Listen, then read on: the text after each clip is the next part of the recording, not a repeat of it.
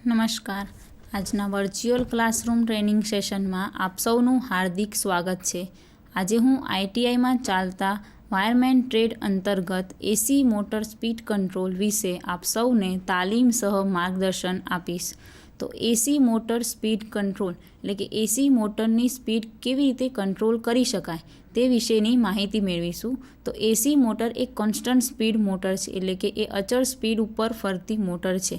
તો એસી મોટરની speed control કરવા માટેની જુદી જુદી પદ્ધતિઓ છે કે એસી મોટરની સ્પીડ કંટ્રોલ કરવા માટે આપણે અલગ અલગ પદ્ધતિઓ, એક વોલ્ટેજ કંટ્રોલ કરીને, ફ્રીક્વન્સી કંટ્રોલ કરીને કરી શકીએ છીએ. તો એસી મોટરનું સ્પીડ કંટ્રોલ કરવું થોડું અઘરું છે, પણ તે માટેની પદ્ધતિઓ આપણે જુદી જુદી પદ્ધતિઓ દ્વારા એસી મોટરનું સ્પીડ કંટ્રોલ કરી શકીએ છીએ.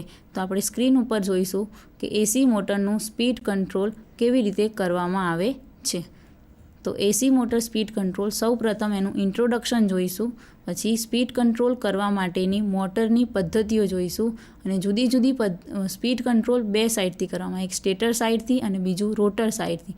તો સ્ટેટર સાઇડથી સ્પીડ કંટ્રોલ કરવા માટેની પદ્ધતિઓ અને રોટર સાઇડથી સ્પીડ કંટ્રોલ કરવા માટેની પદ્ધતિઓ. તો ઇન્ટ્રોડક્શન જોઈએ તો એસી મોટર સ્પીડ કંટ્રોલ તો 3 ફેઝ ઇન્ડક્શન મોટર છે, એક કોન્સ્ટન્ટ સ્પીડ મોટર છે, એટલે કે અચળ સ્પીડ ઉપર ફરે છે. તો આ મોટરની સ્પીડ કંટ્રોલ કરવી થોડી અઘરી છે. તો ઇન્ડક્શન મોટરની સ્પીડ કંટ્રોલ કરવા માટે આપણે સ્ટેટર અને ઇન્ડક્શન મોટરના ભાગો છે સ્ટેટર અને રોટર. તો ઇન્ડક્શન મોટરની સ્પીડ આપણે બંને બાજુથી કંટ્રોલ કરી શકીએ છીએ, એક સ્ટેટર બાજુથી અને બીજું રોટર બાજુથી. ઇન્ડક્શન મોટરની સ્પીડ કંટ્રોલ આપણે સ્ટેટર બાજુથી કરવા માટેની 4 પદ્ધતિઓ છે. એમાં પહેલી પદ્ધતિ છે V/F કંટ્રોલ અથવા તો ફ્રીક્વન્સી કંટ્રોલ. બીજી પદ્ધતિ છે changing the number of stator pole, એટલે કે સ્ટેટરના પોલ ચેન્જ કરીને આપણે ઇન્ડક્શન મોટરની સ્પીડ કંટ્રોલ કરી શકીએ છીએ. ત્રીજી પદ્ધતિ છે કંટ્રોલિંગ ધ સપ્લાય વોલ્ટેજ, એટલે કે મોટરને આપવામાં આવતા વોલ્ટેજને કંટ્રોલ કરીને આપણે મોટરની સ્પીડ કંટ્રોલ કરી શકીએ છીએ. અને ચોથી પદ્ધતિ છે adding the rheostat in the stator circuit, એટલે કે સ્ટેટરની સર્કિટમાં વધારાનો અવરોધ છોડીને મોટરની સ્પીડ કંટ્રોલ કરી શકીએ છીએ. પહેલી મેથડ જોઈએ કે V/F કંટ્રોલ ઓર ફ્રીક્વન્સી કંટ્રોલ. તો ઇન્ડક્શન મોટરની સ્પીડ આપણે જાણીએ છીએ કે ઇન્ડક્શન મોટરની સ્પીડનું સૂત્ર છે NS = 120F/P, એટલે કે ઇન્ડક્શન મોટરની સ્પીડ છે એ ફ્રીક્વન્સી અને પોલ બંને ઉપર આધાર રાખે છે. તો અને ઇન્ડક્શન મોટરને આપણે સ્ટેટરને જ્યારે સપ્લાય આપીએ છીએ ત્યારે તેમાં EMF ઉત્પન્ન થાય છે અને એ EMFનું સૂત્ર છે E = 4.44 K × F, જ્યાં K જે છે એ વાઇન્ડિંગ રેઝિસ્ટન્સ છે, T છે એ નંબર ઓફ ટર્ન્સ છે અને F એ છે સપ્લાયની ફ્રીક્વન્સી છે. તો આપણે જોઈ શકીએ આપણે મોટરનો આપણે સ્પીડ કંટ્રોલ કરવાની છે. તો આ ઉપરથી સ્પીડનું સૂત્ર શું છે? phi = V/4.44 K T × F. તો આપણે મોટરની સ્પીડ કંટ્રોલ કરવી હોય તો ફ્રીક્વન્સી કંટ્રોલ કરવી પડે અને વોલ્ટેજ કંટ્રોલ કરવા પડે. જો આપણે સપ્લાયની ફ્રીક્વન્સી ડિક્રીઝ કરીએ છીએ તો મોટરનું જે ફ્લક્સ છે તે ઇન્ક્રીઝ થાય છે, એટલે કે વધારો થાય છે. અને આ વધારાના લીધે શું થાય છે? એના લીધે કોરની અંદર સ્ટેટરનું જે કોર છે તેમાં સેચ્યુરેશન થાય છે અને સ્ટેટરની અંદર લોસીસ વધે છે. જો આપણે સપ્લાયની ફ્રીક્વન્સી ડિક્રીઝ કરીએ એટલે કે ઘટાડો કરીએ છીએ ત્યારે ફ્લક્સમાં વધારો થાય છે અને ફ્લક્સમાં વધારો થવાને કારણે સ્ટેટરના કોરમાં શું થાય છે? સેચ્યુરેશન થાય છે અને સેચ્યુરેશનને લીધે કોરમાં લોસીસ વધે છે. અને એ વખતે જો આપણે શું કરવું પડે? સ્પીડ કંટ્રોલ કરવી હોય તો ફ્રીક્વન્સી કંટ્રોલ કરવો પડે અને વોલ્ટેજ કરવું પડે. પણ ફ્રીક્વન્સી જો આપણે કંટ્રોલ કરવા જઈએ તો ફ્લક્સ વધી જાય અને ફ્લક્સ વધવાને કારણે કોરનું સેચ્યુરેશન થાય છે. તો આપણે ફ્રીક્વન્સી કંટ્રોલ કરવી પડે અને સાથે સાથે વોલ્ટેજને પણ કંટ્રોલ કરવા પડે. બંને જો સાથે કંટ્રોલ કરવામાં આવે તો જ આપણું ફ્લક્સ કંટ્રોલ થઈ શકે અને ફ્લક્સ કંટ્રોલ થાય તો જ આપણે સ્પીડને કંટ્રોલ કરી શકીએ.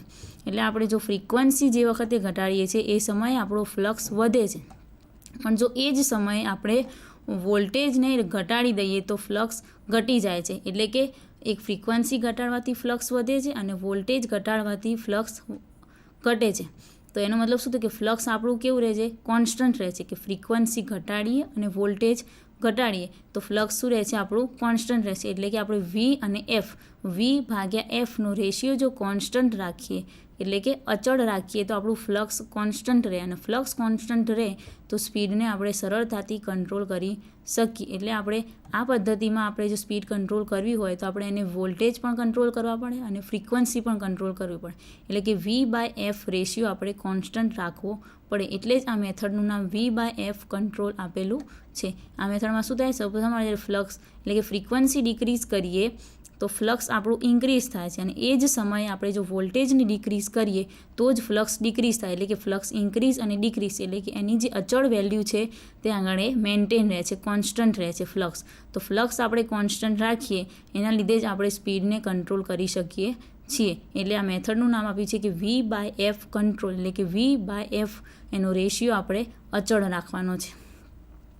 બીજી પદ્ધતિ છે એ છે changing the number of stator poles, એટલે કે સ્ટેટરના પોલ બદલીને ઇન્ડક્શન મોટરની સ્પીડમાં ફેરફાર કરી શકાય છે. તો સ્ટેટરના પોલ બદલવા માટેની બે મેથડ છે, એક તો મલ્ટિપલ સ્ટેટર વાઇન્ડિંગ મેથડ અને પોલ એમ્પ્લિટ્યૂડ મોડ્યુલેશન મેથડ.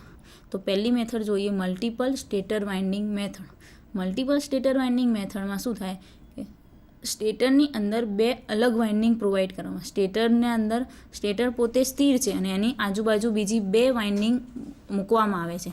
આ બંને વાઇન્ડિંગને ઇલેક્ટ્રિકલી આઇસોલેટ કરેલી હોય, એટલે કે આ બંને વાઇન્ડિંગ વચ્ચે ઇલેક્ટ્રિકલી કોઈ જોડાણ હોતું નથી, એકબીજાથી આઇસોલેટ એટલે કે જુદી રાખેલી હોય છે, અને આ બંને જુદા જુદા પોલ ઉપર વીંટાળેલી હોય છે. એટલે કે આ મલ્ટિપલ સ્ટેટર વાઇન્ડિંગ મેથડમાં સ્ટેટરની સિવાય વધારાની બે સેપરેટ વાઇન્ડિંગ, એટલે કે બે અલગ અલગ વાઇન્ડિંગ કે જે ઇલેક્ટ્રિકલી જોડેલી નથી તેવી વાઇન્ડિંગ મૂકવામાં આવે છે, અને બંનેને જુદા જુદા પોલ ઉપર વીંટાળવામાં આવે છે. સ્વિચિંગ એરેન્જમેન્ટનો ઉપયોગ કરીને, એટલે કે સ્વિચિંગનું સર્કિટ કરીને આપણે આ જ્યારે સપ્લાય આપીએ છીએ ત્યારે એક વાઇન્ડિંગને સપ્લાય આપીએ તો બીજી વાઇન્ડિંગને સપ્લાય આપવાનો હોતો નથી, ફક્ત એક જ વાઇન્ડિંગને સપ્લાય આપવાથી આપણે સ્પીડ કંટ્રોલ કરી શકીએ છીએ. એટલે કે બે વાઇન્ડિંગ હોય એમાંથી એક વાઇન્ડિંગને તમે સ્વિચિંગ એરેન્જમેન્ટથી સપ્લાય આપો છો, એ જ વખતે બીજી જે વાઇન્ડિંગ છે એ સ્ટેટરનું કામ કરે, અને પહેલી વાઇન્ડિંગને તમે સપ્લાય આપો છો એ રોટરનું કામ કરે. એ જ રીતે બીજા સ્વિચિંગ એરેન્જમેન્ટ વખતે એક વખત સ્વિચ પાડો ત્યારે પહેલી વાઇન્ડિંગને સપ્લાય મળે, અને બીજી વાર સ્વિચ પાડો ત્યારે બીજી વાઇન્ડિંગને સપ્લાય મળે. એટલે એસી સપ્લાય મળે એટલે એસીની પોઝિટિવ હાફ સાયકલ દરમિયાન પહેલી વાઇન્ડિંગને સપ્લાય મળતો હોય તો નેગેટિવ હાફ સાયકલ દરમિયાન બીજી વાઇન્ડિંગને સપ્લાય મળે છે, જેના લીધે પોઝિટિવ હાફ સાયકલ દરમિયાન સ્પીડ કંટ્રોલ થાય, અને નેગેટિવ હાફ સાયકલ દરમિયાન બીજી વાઇન્ડિંગને સપ્લાય મળવાથી આપણે સ્પીડ કંટ્રોલ કરી શકીએ છીએ. પરંતુ આ મેથડના થોડા ગેરફાયદા છે કે સ્વિચિંગ એરેન્જમેન્ટને લીધે આ મેથડની અંદર આપણે સ્મૂથ સ્પીડ કંટ્રોલ મળતું નથી, એટલે કે સ્પીડની અંદર જે સ્મૂથ સ્પીડ કંટ્રોલ કે સ્પીડ 1500 RPMથી 1400, 1300 એ થવી જોઈએ તે થતી નથી. હવે સ્વિચિંગ એરેન્જમેન્ટને લીધે એક વાર સ્વિચ ચાલુ કરીએ અને બંધ કરીએ એના લીધે આપણે અંદર લોસીસ થાય છે, થોડું સ્પાર્કિંગ થાય, એના લીધે આપણે સ્મૂથ સ્પીડ કંટ્રોલ મળતું નથી. બીજો ગેરફાયદો એ છે કે આ મેથડ જે છે એ વધારે કોસ્ટલી છે એન્ડ લેસ એફિશિયન્ટ. કેમ વધારે કોસ્ટલી છે? કારણ કે સ્ટેટરની જોડે વધારાની બે વાઇન્ડિંગ જોડવામાં આવે છે, એટલે કે આ મેથડે કોસ્ટલી બે વાઇન્ડિંગ જોડવામાં આવે છે, એટલે આ મેથડ શું થઈ જાય છે, કોસ્ટલી થઈ જાય છે, અને વાઇન્ડિંગ વધારાના લીધે એની એફિશિયન્સી ઓછી થઈ જાય છે. પછી ત્રીજો ગેરફાયદો એ છે કે આ મેથડ છે એ સ્પીડ કંટ્રોલ ફક્ત સ્ક્વિરલ ગેજ ઇન્ડક્શન મોટર માટે જ વાપરી શકીએ છીએ. મલ્ટિપલ સ્ટેટર વાઇન્ડિંગ મેથડ જે છે એ આપણે સ્ક્વિરલ ગેજ ઇન્ડક્શન મોટર માટેના સ્પીડ કંટ્રોલ માટે વાપરી શકીએ છીએ. હવે જોઈએ pole amplitude modulation method, PAM, pole amplitude modulation method. આ મેથડની અંદર આપણે ઓરિજિનલ સાઇનોસોડિયલ વેવફોર્મ, એટલે કે આપણું જે ઓરિજિનલ સપ્લાય છે એસી સપ્લાય એ સાઇનોસોડિયલ છે એ લેવામાં આવે છે, અને એક મોડ્યુલેટર વેવ લેવામાં આવે કે જેના નંબર ઓફ પોલ બંનેના કેવા છે, જુદા જુદા છે. તો એક થિયરી આપણે જોઈએ કે F1 થીટા એ આપણા સાઇનોસોડિયલ વેવફોર્મ કે જે મોટરની આપણે સ્પીડ કંટ્રોલ કરવાની છે તેનું MMF છે, જ્યારે P1 છે એ જે મોટરની સ્પીડ કંટ્રોલ કરવાની છે તેના નંબર ઓફ પોલ્સ છે, અને F2 થીટા એ મોડ્યુલેટેડ વેવ એટલે કે જે વેવનું આપણે મોડ્યુલેશન કરવાનું છે તેનું મોડ્યુલેશન છે, અને P2 એ મોટરના નંબર ઓફ પોલ છે.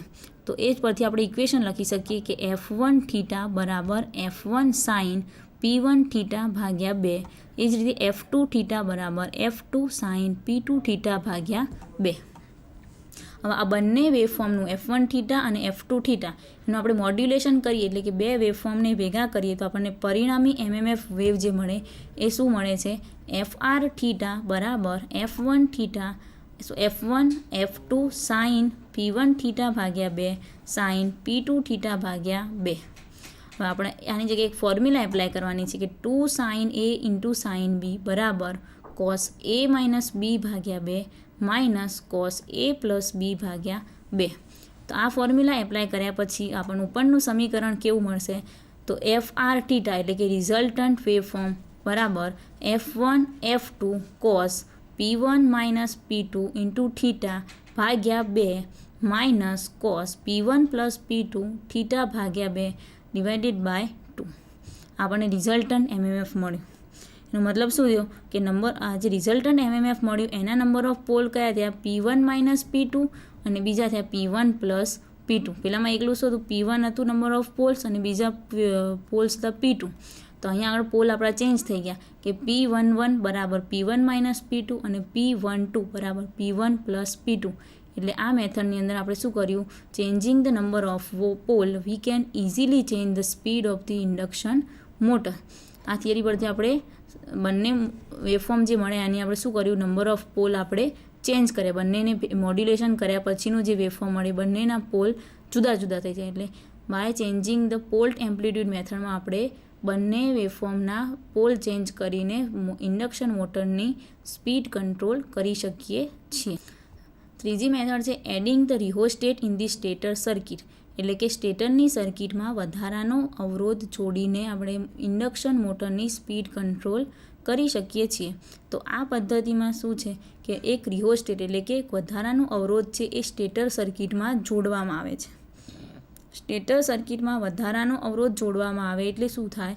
તો વધારાનો અવરોધ જોડીએ એટલે એ અવરોધના લીધે વોલ્ટેજ છે તે ડ્રોપ થાય છે અને વોલ્ટેજ ડ્રોપ થાય છે. હવે આપણે ઇન્ડક્શન મોટરમાં જાણીએ છીએ કે ઇન્ડક્શન મોટરનો ટોર્ક એ કોના ઉપર આધાર રાખે છે? Slip into voltage. ટી ચલે છે S V2નો સ્ક્વેર. S એ સ્લીપ છે અને V2 એ વોલ્ટેજ છે.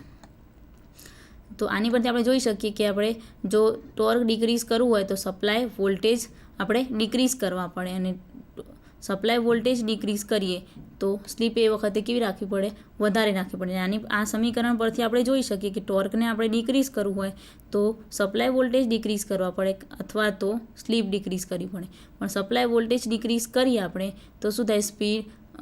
સપ્લાય વોલ્ટેજ ડિક્રીઝ કરીએ તો સ્પીડ ઓછી થઈ જાય. એ જ પ્રમાણે આપણે જો સ્લીપ ડિક્રીઝ કરીએ, ઇન્ડક્શન મોટરની સ્લીપ આપણે ડિક્રીઝ કરીએ તો સ્લીપ ડિક્રીઝ કરવાને કારણે શું થાય? મોટરની સ્પીડ પણ ઓછી થાય. કેમ કે સ્લીપનું સૂત્ર છે NS is equal to NS minus N ભાગ્યા NS.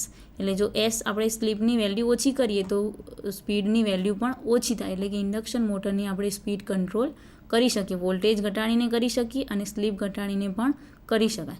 એટલે adding the rheostat in the stator circuit એટલે કે સ્ટેટર સર્કિટમાં વધારાનો અવરોધ જોડીને આપણે સ્લીપ ઘટાડીએ તો મોટરની સ્પીડમાં ઘટાડો થાય છે. એના પછીની મેથડ આવી કે આપણે જોઈ કે ઇન્ડક્શન મોટરની સ્પીડ કંટ્રોલ આપણે સ્ટેટર સાઇડથી જોઈ.